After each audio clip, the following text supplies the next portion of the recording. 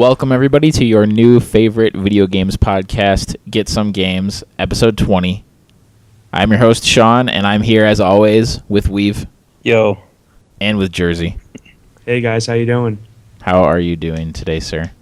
Oh, not too bad. All right. For those of you that don't know, Get Some Games is a weekly video games podcast where we talk about all the latest news in video games and bring at least one major topic of discussion. We may not be doing that this week.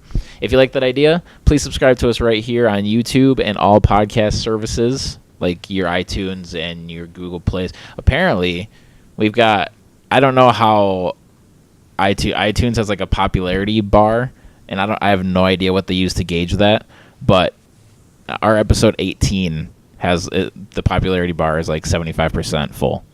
So Dang. Maybe people are hype about us on iTunes. Maybe we just got like one download and it freaked out that we got one at all. I have no idea. But if any of you are out there on iTunes, thank you very much for listening to us. Give us a rate. Give us some 5 stars. Tell us your friends about us. All that good stuff. I'll stop pouring us out now. Oh, and before I stop, follow us on Twitter at @GetSome_games as well. And that's all. So let's get started. Yeah. Yep. Just going right into the news because I'm so excited about Pokemon Sun and Moon. And I know you are too. You big, beautiful listener. So Pokemon Sun and Moon revealed their legendaries and showed a gameplay video. Was this the first time we've seen gameplay of this game? Not entirely. The trailer last month was like the first time we saw gameplay because it showed off the starters, the typings for the starters, the Alola region, and like a few other hidden gems and stuff like that.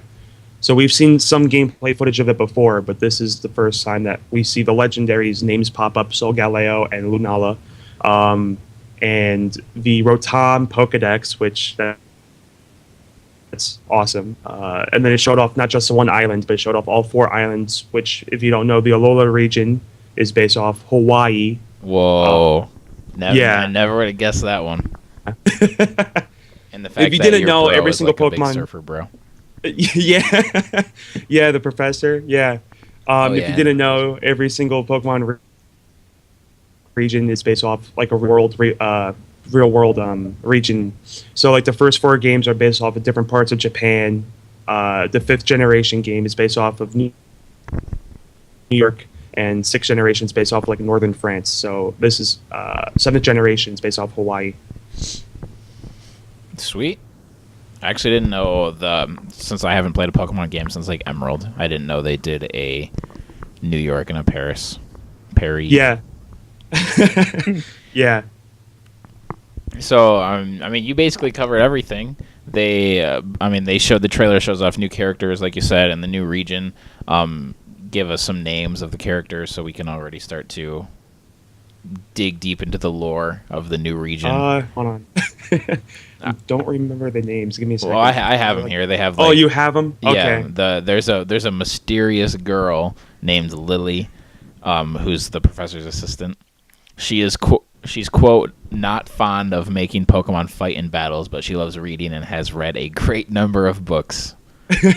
Wait, it's her artwork looks so ticked off. Like, really? Do you see her artwork? Do you have the artwork up with her? No, I don't. She looks so pissed off at you for something. It's hilarious. But like, if you see the trailer, she's like very worried and stuff like that. So it's a little weird, but. So the 2 new legendaries look really cool. I'm sold on this. I like both of them, but I think I'm sold on getting Sun because the Sun Pokemon was kind of a little bit more cooler to me. And I like the Psychic Steel combination. That's so weird, though. It's a Sun Pokemon, and it's a Psychic Steel type. Where's the fire? Yeah, I thought for sure he was going to be a fire type, but nope. No, oh my gosh. That's fine. It's always good to have a little curveball. No, but the thing is, we have so many Psychic type legendaries. It's not even funny. Yeah, that's the thing. The first one was Lugia, which what about Mewtwo? Psychic the flying. first one would be Mewtwo. Oh, I'm sorry, Doi. The OG. Mewtwo. The OG Mewtwo. legendary. I can't believe I forgot about Mewtwo. Yeah, and Mew was before Lugia as well. And then Mew with the Mystic Pokemon too, because Mew is psychic as well. Yeah. So them two, then you got Lugia, then you've got... I'm already... Oh, is Celebi a psychic type? Yes, actually Celebi is a psychic type, a grass psychic type. Yeah, Celebi was the last like mythical legendary Pokemon that I know of. I'm out of the loop. I'm trying really hard this year to get back into it. I gotta get first gen, and then X and Y, and then Sun and Moon, because there's no way I'm gonna play everything. I have like 20 hours in X and Y, and I'm still out of the loop. I've restarted my game like 3 times. I'm trying to... Yeah, and I'll never go back to Black and White, and I'm just gonna play the original so I can get all my favorite Pokemon from back in the day, and then I'll just play the 3DS ones and whatever comes after. I wish I could get Gold and Silver in there somehow. Well, I guess I might be able to. Yeah, get Heart Gold or Soul Silver. Their remakes with Gen 4 physics and stuff like that. Those are DS games, right? Or are they 3DS games? No, they're DS. We could play DS games on the 3DS. Right. Yeah. No. Fire Emblem and Leaf Green are Game Boy Advance. Yeah. Because it's based off of the Red and Blue. Ruby, Sapphire, and Emerald engine. Oh yeah. But Heart Gold and Soul Silver don't work with the Pokemon Bank. So I would have... No, they don't. Yeah, so like I would have to get those games and then import them into other games and then go to Bank from there, and that's just too much. I'll just play the 3. Yeah, if you already had the games, and that's understandable. If you don't have games, though, yeah.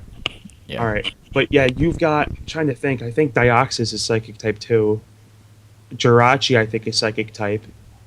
Wasn't the Pokemon There's on the cover? There's so many Psychic types that are legendary.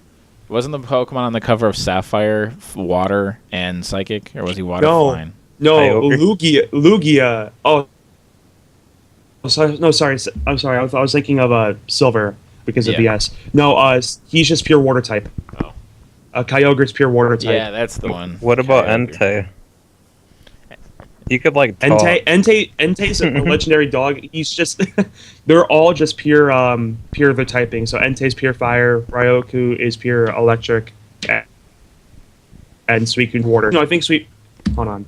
I wonder how many of our like subscribers on YouTube are rabid Pokemon fans and just hate us right now. Yeah, I know. They're probably just screaming at their computer or their phone or whatever. Like, move on with the show. No, like listing all the Pokemon that we were missing. Like, no, there's 5 Psychic Legendary. It's this one, and this one, and they're from this game and this gen. Well, I know. I'm sorry. Like, I never played Gen 4, and I know Gen 4 introduced, like, the most legendaries out of every single game, and a lot of them are Psychic type. Is Gen 4 Black and White? No, that's Gen 5. That's the one that's based off of New York. Gen 4 is the Sinnoh region. It's Diamond, Pearl, Platinum. Oh, I've played that game, but I don't remember a thing about it. You see, I've never played that one, and I technically never played Gen 3 either. I played the remasters with Omega Ruby Alpha Sapphire. Yeah. So, and then I got back in with Gen 5 and Black 2, White 2. Yeah, it kind of counts. But it's still Gen 6 physics, so it's kind of like it's still considered a Gen 6 game, even though it's a remake of Gen 3 game. I just can't wait to finally play a Pokemon game. Ever since they released Sun and Moon, I've wanted one, but I can't afford a 2DS or a 3DS until like I can. Yeah. I mean X and Y. What? I was gonna say you have to be I was gonna say you have to be a time traveler if they released it. I'll get to it. I would like to get through Pokemon Yellow and then Pokemon X before Sun and Moon come out. But if that is that gonna happen, I don't know. I mean, if you get a 3DS like relatively soon, I mean X and Y, I don't think they're pretty long games as it is. Hopefully, I'm hoping to get within the next couple of weeks. So we'll see. You could definitely beat like X or Y within like a day if you really devote. Yeah, no, like I literally almost beat the game within a day. you just sat down from dawn till dusk, you'll definitely beat it within a day. Well, you can say that about almost any game then. Yeah, that is true. If you That put is 20 true. hours into it, you could beat it in a day. Like, okay. That is true, but yeah, I mean, if you're gonna go for that, then yeah, you can definitely beat it within a day. But You can beat Super Mario Bros. In 6 minutes. Yeah, you can. You can beat Super Mario Bros. Like 100 times in a day. or even more. What an awful day that Oh, would yeah. be, though. I think I'd go insane. Yeah. You'd turn into a robot by the end of it. Weave, how many times have you beaten it now? I'm pretty sure I'm past 150. Dang. My I haven't even played my that game in so 3DS like time counter says I have like 25 hours on it. long. Dang. Dang. All right. Let's move. Weave, are you going to get Pokemon Sun or Moon? If I do, I'll probably get Moon. All right. I like bats. Yeah.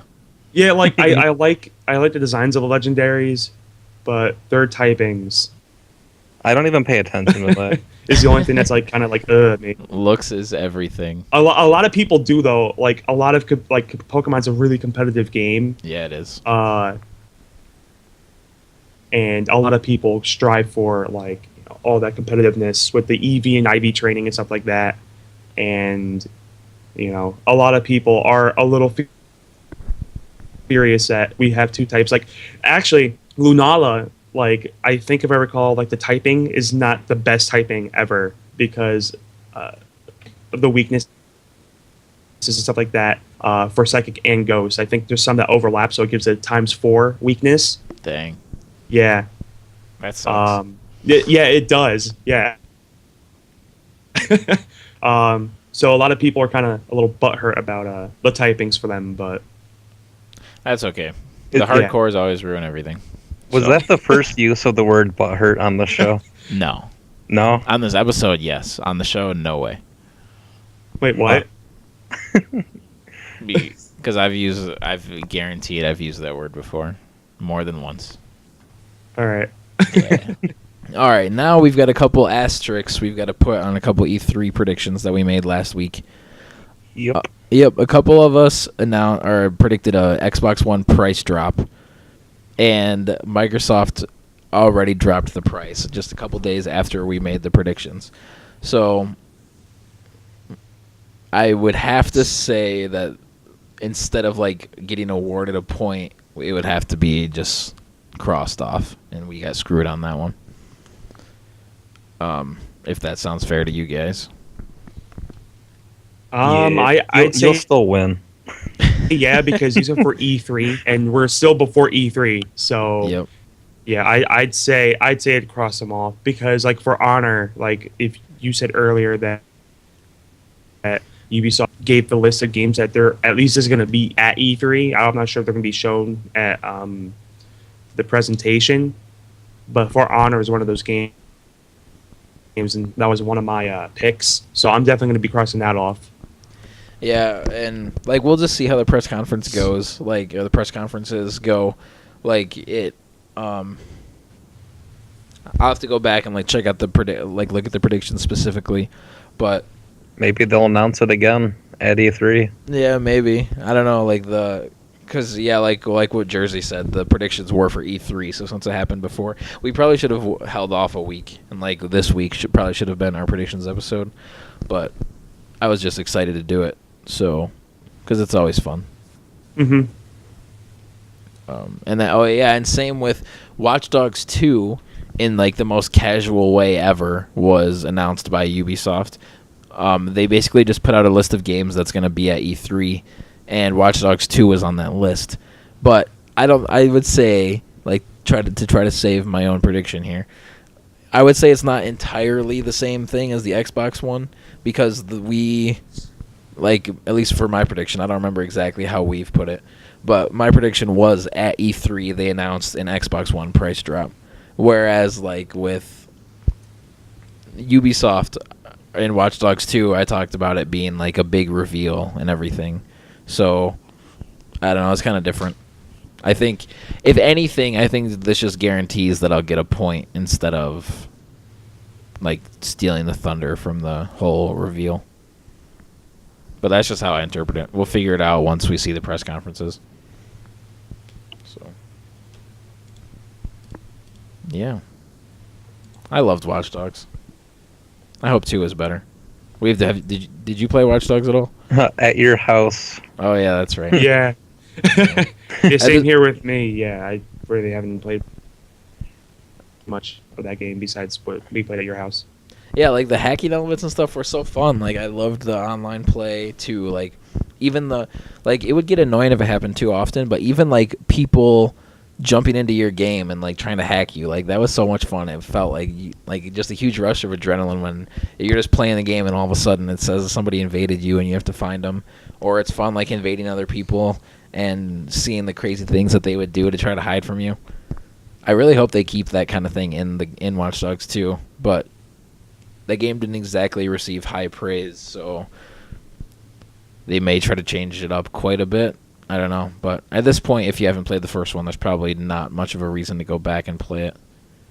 Because here's to hoping that the second one is even better. All right, well, we're already down to our final news story.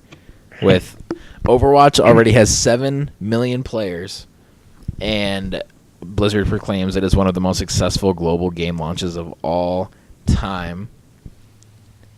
And they released like a bunch of other stats, like how many millions of hours have been played and how many, like how much damage has been done, how many bullets have been fired, and all that good stuff.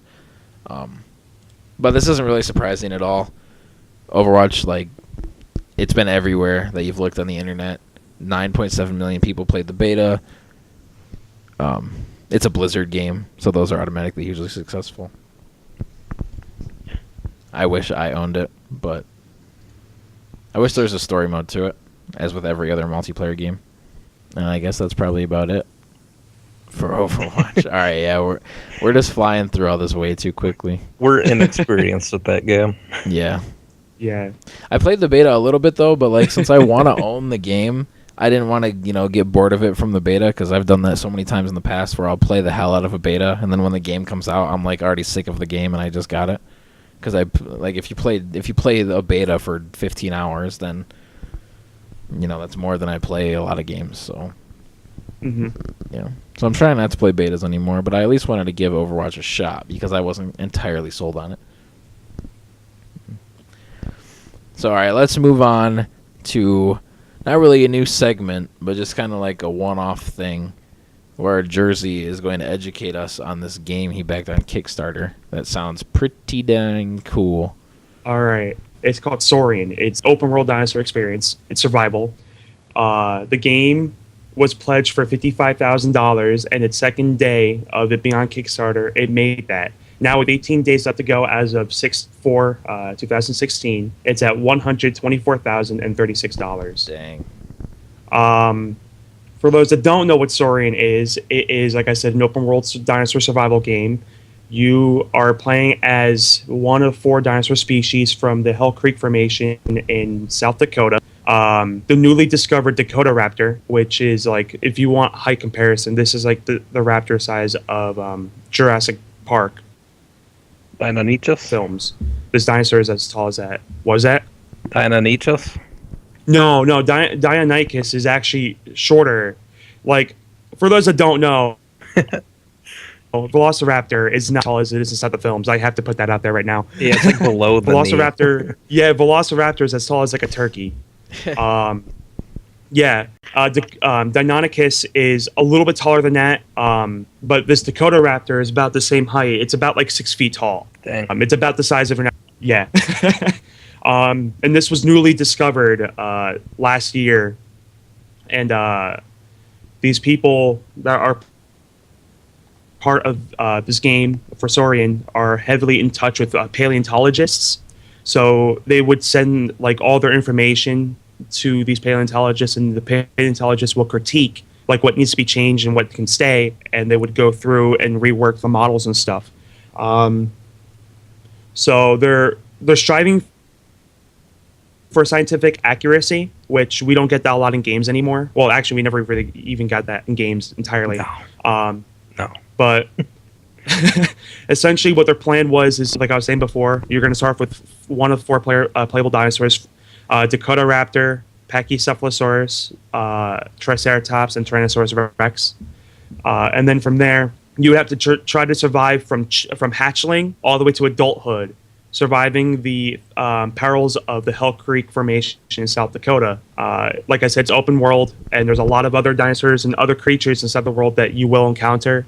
And like I said, from trying to survive from hatchling, you can be easy prey for some like pterosaurs or like some giant lizards and stuff like that. But then when you reach adulthood, you might be able to survive this food.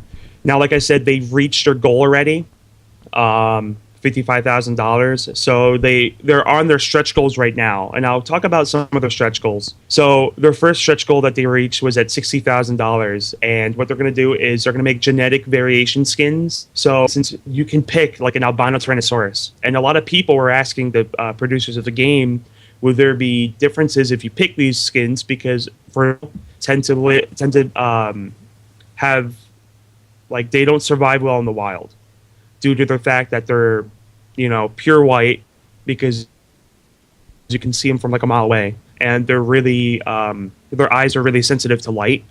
And they said that yes, they did plan to make different survival tactics, I guess you could say, or whatever, that you would need to implement for the genetic variation. So if you were an albino, you had to be a little bit more cautious about like what you do and mode. when. Yeah, essentially it would be like a hard mode. Yeah, that sounds really cool. Yeah. They're going to have a spectator mode, which was their second stretch goal that they reached. Essentially, if you don't want to play the game, you just want to see dinosaurs in their natural environment, what we suppose a natural environment. What supposed to be their natural environment. Without having to play as one, you can. They're going to do character customization, as that was their third stretch goal, what they call patterns and variations. Their next stretch goal after that was dynamic environment events. Sorry, I couldn't speak English there. So floods, wildfires, hurricanes, because especially hurricanes. For those that don't know, there was a huge inland sea in North America that was near where most of the Midwest is. So they would get a lot of hurricanes and stuff like that too there. So then they doing a post-impact survival mode. So after dinosaurs slowly died out, it's basically like death is imminent. You have to survive as long as you can. So basically, there's just like an endless runner, I guess you could say, but in survival mode format. So those are all the stretch goals that. Actually, yeah, that's actually a pretty good comparison to that. Those are all the stretch goals that they met so far. Their next one is with a 130K. They're allowing Kickstarter backers to pick one more carnivore, one more herbivore to play as, but they have to be from the Hell Creek Formation. So no Spinosaurus. That was in Egypt. So anything from North American Hell Creek Formation, they're allowing people to pick for one carnivore, one herbivore. At 155,000, they're going to try to implement multiplayer. You can play with your friends, try to do some tactics. If you're a Dakota Raptor, try to take down some prey. Be pretty cool. At 205,000, they want to do VR support. That would be pretty cool. What are they at right now? They're at, as of right now, hold on, let me scroll all the way back up to the page. Top of the page. $124,021. And how many days left do they need? 18. Oh, okay. So it's possible. Yeah, are there any console stretch goals? Yeah, yes, actually there is. That's the very last tier though. There's one more tier in between then. 300,000. They're gonna do a whole new formation, which is gonna be again in North America. It's gonna be a little higher up. I think it's more in Canada if I recall this formation, and they're going to be doing two more playable dinosaurs from that. So Strachosaurus, which is another Triceratops relative, and then a Gorgosaurus, which is a Tyrannosaurus relative. And then finally, with $400,000, there's going to be console support for PS4 and Xbox One. Dang. Yeah. You think there's any chance of it getting there? We're going to get at least a multiplayer. But the VR support might be a little bit of a stretch, but yeah. It's $400,000 and 18 days left to go. I feel like they're not going to reach that stretch goal Yeah, I don't think unless like this, this podcast helps them in some way. If people that are listening to this podcast haven't already backed it, but yeah, I'd say we're definitely gonna get the new playable dinosaurs. But I think the multiplayer might be the last tier that they're gonna reach at this time, unless, like I said, somehow they just get an increased spike like crazy. So why wouldn't they make the pledge goal to go on consoles? Why won't they make that lower and then use the money they get to make the new stuff? I think maybe because you'd have to purchase a dev kit, right? Wouldn't you have to purchase dev kits? Yeah. Well, it depends, I guess. I doubt they're a very well-known developer, so yeah, they'd probably have to purchase a dev kit. So it probably costs a lot of money because they don't want just some average person going ahead and working with that.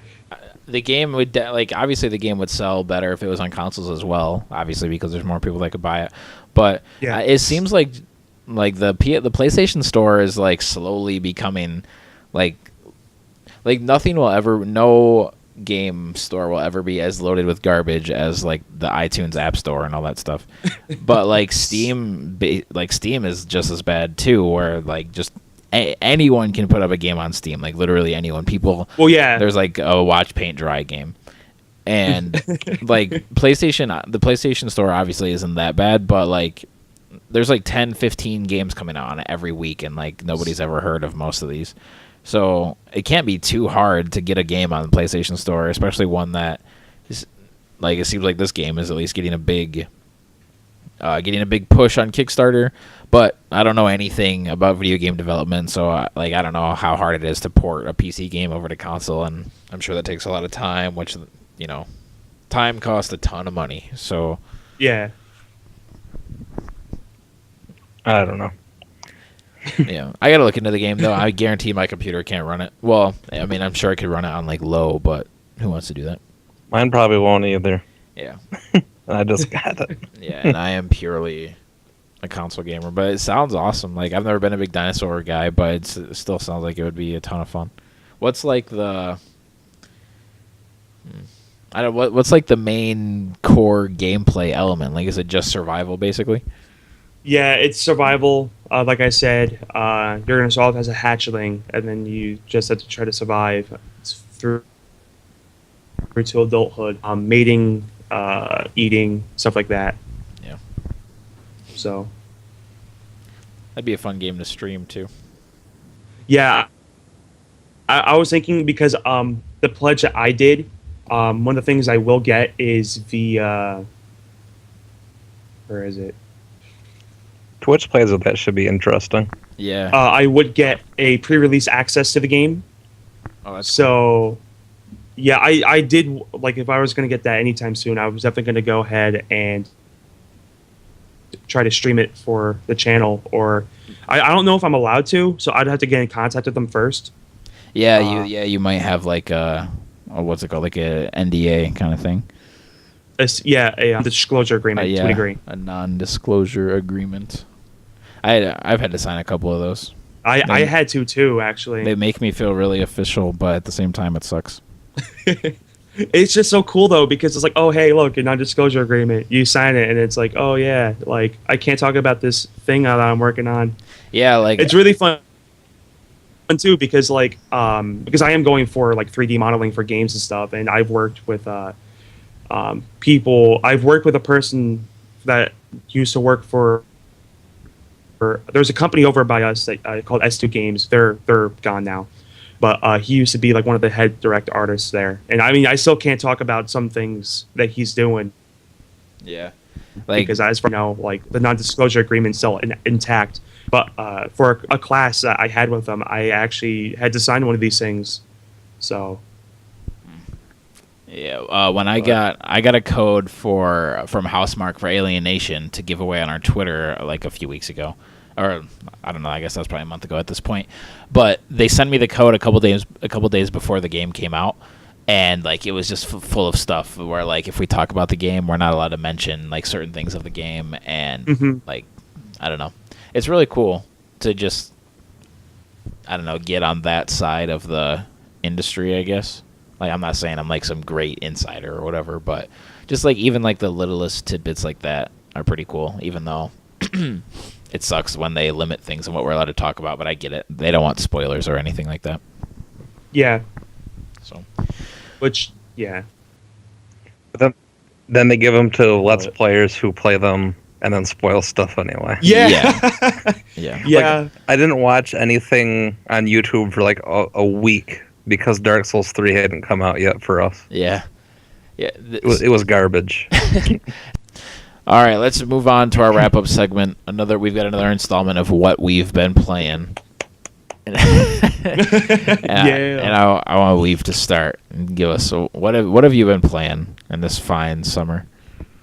I've been playing Outlast a lot. I like two-sitting the. Isn't that a great game? Oh, it was awesome. It was good. Did you play it lights off, headphones on? I played it like in the middle of the day, Okay. but I had headphones on, really loud. Yeah. The music really gets you going. Yeah.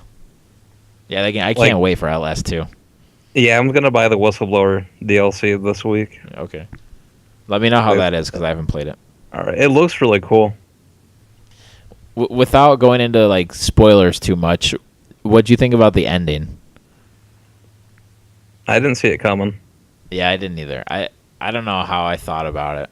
Like, I don't know what. While it was happening, I was like, "This is kind of Visceral. Yeah." Like, I don't know. I wasn't really feeling it, but then like after I thought about it for a while and like now looking back on it, it was pretty cool. Yeah, I played enough horror games like where the ending didn't really surprise me. Yeah. And I'm curious to like I haven't looked into Outlast 2 at all. Like I don't know what we've like. I do blackouts on every game that I want now. Like I want to go into every game blind basically. And especially for a game like if that is at least if I'm already sold on it, just the fact that it exists and I want Outlast 2. I already know that I want the game, so I don't want to know anything about it. But I'm really curious to see how they're like what Outlast 2 is like. If it can be again, I don't want to spoil anything, but I want to know how they can like continue the story, or if it's just like kind of in the same universe with a couple callbacks, but it's like same gameplay or kind of thing, so they can call it Outlast 2. Or like maybe the experimentation was happening in other places. Yeah, maybe. That's a good idea. That's all I can think of. Yeah. All right. Well, what else have you been playing, if anything? I played Metal Gear 5 for a while. Have you beat that? No. Yeah, it's a long one. I'm at like 7% complete with like 10 hours in it. Jeez. It's fun.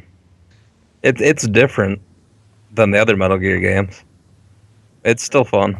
Yeah, I've seen it get a lot of praise and stuff, but people's biggest complaint is it doesn't really feel like a Metal Gear game. No, it doesn't. Yeah, but then they follow that up by saying like yeah, it doesn't feel like a Metal Gear game, but it's like, but they nailed what they were going for, so it's a great game either way. Kind of like Resident Evil 4. Yep. That's a fantastic game. Yes, it is. I got the Wii version a couple weeks ago. I haven't played it yet, though. Are you going to buy it on PS4 when it comes out? Maybe. I might, but probably even though I still prefer the GameCube one, I can already tell you that. Really? Over the like what? I haven't even played it. I haven't even played another version of it yet. I can just tell you, I already like the GameCube one more. Oh, just because of familiarity. Yeah, that's true. That's the only console I've ever played it on is the GameCube. Yep. I think Resident Evil 4 was the first mature rated game that my parents bought for me. Because they were all dumb and made me wait until I was like older to play M-rated games. I don't even remember what mine was. That might not be true, but I'm pretty sure. My parents bought my brother Resident Evil Director's Cut for the PS1 when he was like 8. When I got my N64 for Christmas, and it came with the N64, they bought GoldenEye, Madden, or no, they bought GoldenEye, Wave Race 64, and Mortal Kombat 4, and and then like after I had already opened and gotten the game, they then like checked it out and saw that it was ready to mature for blood and gore and whatever. So they made me return it. So I returned it and bought Madden 98. Yeah, and I've owned every Madden since then. My parents have just never cared. Yeah, yeah, it really sucked not being able to play maturity games, but I made it through, especially in like, I don't know. I was gonna say like the PS2 era because of like Jack and Ratchet and all that stuff, but that was the era that I was allowed to play them. So I guess that didn't really matter. Now, I really want to know what my first M-rated game that I bought myself was. Like, I had to give to my parents for them to buy at the store. I feel like it was Twisted Metal Black, to be honest. I don't know. I know the first mature-rated game that I was able to buy myself, like once I turned 17, was Left 4 Dead 2. Huh. Yeah, and I got that from I got that from. Do you remember the website Points to Shop? Yeah. Yeah, I got Left 4 Dead 2 for free from Points to Shop. So that was a lot of time I put into that, but I got a free brand new $60 game out of it, so it was worth it. You ever heard of Game Flip? No. Apparently, you can get like fairly new games on there for like $45. Really? Yeah, like Doom. Oh, that's cool. And it's like a free Wait, trading. You mean the Doom that just came out? Yeah. I guess it's like a free like game trading site. Like you can just post stuff for however much you want, and then somebody can buy it from you. Dang. And then you can get credit and stuff, and you can just use the credit that you get on the games. That's awesome. I gotta look into that. Yeah. That does sound pretty cool, actually. It's like, oh, you save $15, but you have to wait like so many days to get it shipped or whatever. But that's like $15 less. Yeah. I can wait a couple of days. Yeah. Yeah. With how like, I want to. Video games are getting so much cheaper. Like Best Buy has their Gamers Club thing, and now Amazon Prime, you get like 20% off games when you pre-order them, and all that good stuff. Like, I don't know, it's a good time to be a gamer. And games are more expensive than ever to make, but they're like cheaper than ever to buy. And there's deals everywhere. And I can't wait until games go all digital. Like, I know people don't want to hear that because they like their physical stuff. But once games go all digital, they'll be cheaper, like just by default, basically, because so many people are getting cut out of it. Like on the Vita, if you buy a game digitally, it's $5 cheaper. And I don't know why they didn't stick with that. Like, that's such a good idea. And I bought so many digital games because of it. And because it's a portable console, I didn't want to carry my games around with me. But when the PS4 came out, I thought for sure they were going to do the same thing, and it sucks that they don't. That's what I've been playing. All right, Jersey. Jersey, what have you been playing? Let me see. When it comes to consoles, last game I did kind of play a little bit, which was like a few weeks ago though, was actually I borrowed Dark Souls 3 from a friend. Got past the first boss. And then gave it right back. In all honesty, I'm going to give it back to him tonight. Him and I work together at night, so I'm going to give it back to him tonight. And well, it was not because it was hard or anything like that. It took me like 5 or 6 tries to beat the boss finally. It was one of the lines of I was like, I got to the place and I'm talking to all the people in that one place, and I'm like, Firelink Shrine. Yeah, I got there, and I'm like, okay, I'm kind of bored of this now. So it wasn't because of difficulty. It was literally because I was bored of playing it. So, would you say Dark Souls 3 feels more like Bloodborne than the other games did? It's faster for sure. It took the best from all of the Souls games and Bloodborne, and then put it into its own game. Yeah, it's got like the smooth feel of Bloodborne. It's got the shield and combat of Dark Souls 1. And it's got like, I don't know. Dark Souls 2 wasn't that good, but it like the frame rate was really good on it. Yeah, I think I'm gonna have to check that game out. I'm like on record of not liking Dark Souls very much, but I might have to check it out. I think the library in town has it, but maybe not. I know they have the first 2. It's like Dark Souls 1. Like the speed is like 1.5. Okay. Like it's faster Dark Souls. Yeah, that's exactly how they kept trying to sell Bloodborne, as it's faster Dark Souls. You can at least block, though. Yeah. Once you get used to Bloodborne, it's like awesome. Yeah, that was the mechanic I liked in Dark Souls that I wish was in Bloodborne. Was like, I like that you can block, but then you can parry too. So it's like you have to time the swing of your shield correctly, and if not, then you just like completely whiff and you're wide open. Like, I wish that was in Bloodborne, because I actually really liked Bloodborne, and I didn't like Demon Souls or Dark Souls at all. But all right, Jersey, what else you been playing, if anything?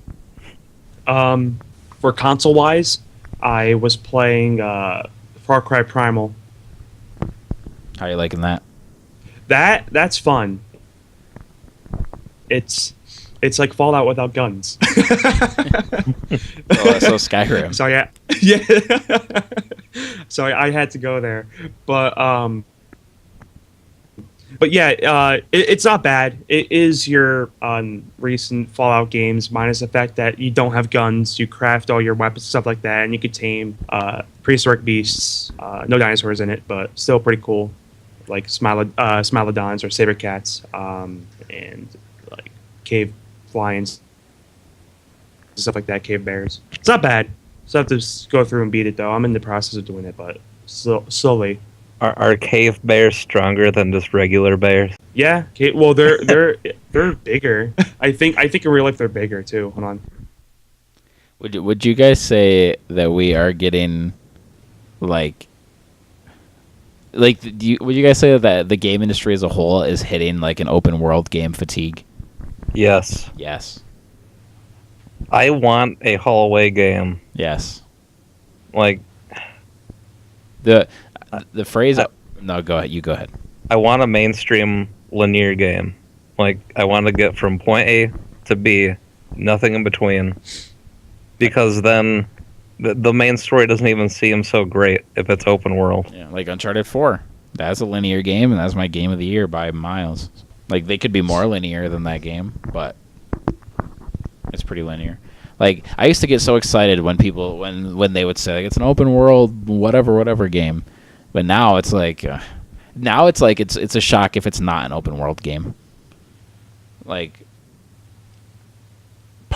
except for some reason, I have an exception for Horizon. Like, the fact that that's an open world, like, I'm actually super stoked to play that game. But that's like it. No more open world games for me this year. Like, Horizon is my one. If any other game, when it comes out, it's like, yeah, it's an open world, whatever, action RPG, or No Man's Sky is an open universe game. Universe game. Yeah, that's critical mass right there. Open universe game. Like, We don't need it. next year, the EA is going to announce that Madden 18 is an open world football game. Like, what's next? Like, open, like, existence or dimensions game? Yeah, I don't know. Like, you just start with a white canvas, and then you make everything. We're just going to ship you a blank disc, and here you go. A Rick and Morty game could be an open dimensions game. Yeah. Rick and Morty needs to come back. All right, Jersey, what else have you been playing? That's pretty much it for consoles. For PC, PC. I've been playing. Yeah, I kid. like I say, I'm a type of gamer that plays on any format. I don't care. I don't believe in console wars and crap like that. Yeah, I kid. It's fun. It's necessary. Yeah, I know. You're not wrong. It's necessary to have some type of console war, but at the same time, I just feel like people should just stop and at least try other stuff. You know? Yeah. So on PC, I've been playing Ark Survival Evolved. That's another survival game. All right. Well, I've been playing a ton of stuff. I've been playing WWE 2K16 like usual. I've been playing a lot of Uncharted 4 multiplayer, playing UFC online. I've been playing Rock Band 4 drums because I can finally use 2 kick pedals now, so that game is like instantly better. I know I was telling you guys before we started the show, but I got yesterday, finally, after years and years of wishing I could do this, I finally got Guitar Hero 3 on my computer, full of customs, and like I already have hundreds and hundreds of songs, and so now the rest of my summer is basically dead because of that game. So I've been playing that, and let's see what else. Playing some of the old Guitar Heroes on Xbox 360. I feel like I'm missing a PS4 game that I've been playing, but maybe not. I've been reading a lot, which is kind of weird. But yeah, that's what I've been playing. Basically, nothing new. I really wish I could play Doom. The new Doom. Me too. Yeah, the new Doom looks. I awesome. want to play that too. Yeah, I want to get that. I don't want to buy it though because it's just a single player game that I'll probably beat in a few days. Then be done. But it looks awesome. I want to play it big time. I'll probably rent it. And I like that we're at the, like, video games are still at that point where, for the most part, where like you pretty much, if you want it, you've got to spend money on it. Like, it's like with music. When was the last time you said like, oh, there's this new album out, but I can't listen to it, and that sucks? Like, you just YouTube it, or if you're awful, you download it illegally, or you have Spotify. Or like with a TV show, you check it out on Hulu or Netflix. But like with video games, it's still pretty much like you got to fork over a good amount of money to get into it. Never really thought about that until right now. Yeah, Doom looks awesome. Overwatch looks awesome. But Overwatch, I don't even think it'd be worth renting. Since it's just like, not because it's bad or not worth it, but I mean like, I don't know. That's the kind of game where I would say like you either own it and play it all the time or you just don't. So Yeah, like I wouldn't drop money on like Team Fortress. yeah. Which you don't have to though. No, but like I wouldn't. Like if it's just multiplayer, I wouldn't spend money on it. Yeah. Yeah. Me personally. Right. Yeah, it makes sense because if we don't have anybody to play with, like for Overwatch, like I wouldn't mind getting Overwatch 2 because you played the beta for that, Sean, right? Yes, I You did. said you did. Yeah, you did. You said earlier, you did. But yeah, I wouldn't mind getting it. But if nobody else that I know is playing, then I have no need to go out and purchase that game. Right. Yeah, So- because that's the kind of game where I would not want to play with randoms only. Like, Yeah. it's too reliant on teamwork. All the fun of it is like playing with your friends and talking to them while you're playing and working as a team. Like, I would not want to play with randoms. My boss at Red Lobster talks about it all the time, and he loves it. But he plays on Xbox One, so I wouldn't be able to play with him because he's a noob. Yeah, the same thing was going on with Destiny. Like when Destiny was really hot, he was talking like, and I was really into Destiny too, and we were talking about it all the time. And he always brought up like, I wish you could do the strike with me, blah blah blah. Like, well, you're the one playing it on the Xbox, so Should be like get a PS4. yeah, you're a freaking adult manager. Just buy a PS4. Just do it. He can. He works at Red Lobster. Yeah. I hate that whenever somebody says that they play on Xbox One, I still like in my head scoff at them. Yeah, I know. Like I wish I didn't do that. Yeah, I know it's bad because like what Jersey was talking about earlier, like the whole console war thing is so stupid. But for some reason, something about the Xbox One, I guess, must have irked me so bad that I feel like it's still tucked in the back of my subconscious that it's such like an inferior machine. And I think a lot of it also is I think for the second half of last gen, I think the PS3 was like so much better than the Xbox 360, at least, like just for the second half of last gen, that I think like anyone that didn't make the jump, I don't actually think this, but for some reason it's in my subconscious that anyone that didn't make the jump is like just like they just don't care. And it's stuck in my head that Xbox is like the casual console.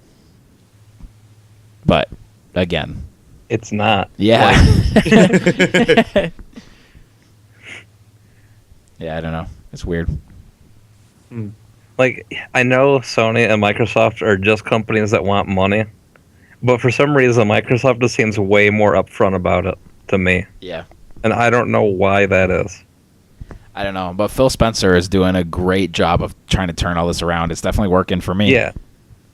Phil Spencer is exactly the guy that they needed, and I think he's like, if I had more, well, but still, like, no matter how great the head of your division is or whatever, like, the games are what's gonna get me to eventually buy an Xbox One, and right now it's just not there. Yeah. Dead Rising 3 is like it for me that I want. Yeah, like if I was given an Xbox One for free right now, I would be excited to go out and buy like 3 games. And that's just, I don't know. That's not enough for me. If I didn't have a PS4 until right now and somebody just handed me one, like, I'd have a freaking heyday. Yep. Yeah. But let the fanboy mindsets of us remain forever. I don't care. It's fine. I'll deal with it. I love my 360. Yeah. Mm-hmm. Me too. I still have it. I still have my 360. I don't have my PS3 still. But my 360 is purely a Guitar Hero machine. I don't even own a 360 controller. Yep. Yep. There was one final thing I wanted to say before wrapping up, but I forgot. Going back to the topic of like multiplayer only or whatever. That's why I was so excited when For Honor was announced. Like when they announced that For Honor was going to have a single player, because like for starters, multiplayer only automatically would give the game a bad rep, and I'm really excited for that game. So I want everyone else to be excited for it too. You know, so it's popular and they make new ones and we get updates and all that stuff. So the fact that it's single player helps, and like in the multiplayer you're playing like as characters. It's not just like generic soldier A like in Call of Duty or Battlefield. You're playing as people, so giving them a story and like going through, it's just like when I play Gears, there's something about like and Uncharted, there's just something about like because I'm playing as Marcus or Dom or Nathan Drake or Sully, like that just makes it a little bit just like that much better of an experience. So I don't know, I just wanted to bring up For Honor again because it seems like everything they're doing with that game is right, and hopefully the internet absolutely despises Ubisoft right now. So hopefully the fact that it's a Ubisoft game doesn't kill it before it hits. But God, that game looks awesome. It does. And my whole life I've wanted a multiplayer sword fighting game that works. Ninja Gaiden 3 was surprisingly kind of fun online, but obviously nobody cared about the online play of a Ninja Gaiden game. And it seems like with For Honor they finally nail like the controls and the gameplay. It's not just like, I hit you first, so now I get to do my 6-button combo. It's like straight up back and forth actual sword fighting with the analog sticks, and it looks great. That's a game I need to play. But I won't play a beta, so don't give me one. And on that note, I think the show is over. Thank you very much, Weave and Jersey, for joining me. And of course, this has been Get Some Games, episode 20. If you liked what you see here, or if you liked what you heard today, please subscribe to us on YouTube, give us a comment or a like, or rate us on iTunes and Google Play and all those other podcast services, wherever you like to listen to us. We're so close to 100 subscribers on YouTube, which I just want that custom URL. I want to finally be able to say youtube.com/whatever it is we have to end up taking it, which will probably be youtube.com/getsomevideogames, because Get Some Games is already taken. Aww. Yeah, it sucks. So that's it. That's everything. Follow us on Twitter @GetSome_games. And until next time. You shitpaws give chase, I will kill your dicks! What? What does that even mean? You're gonna kill my dick? Well, I'll kill your dick! How about that, huh?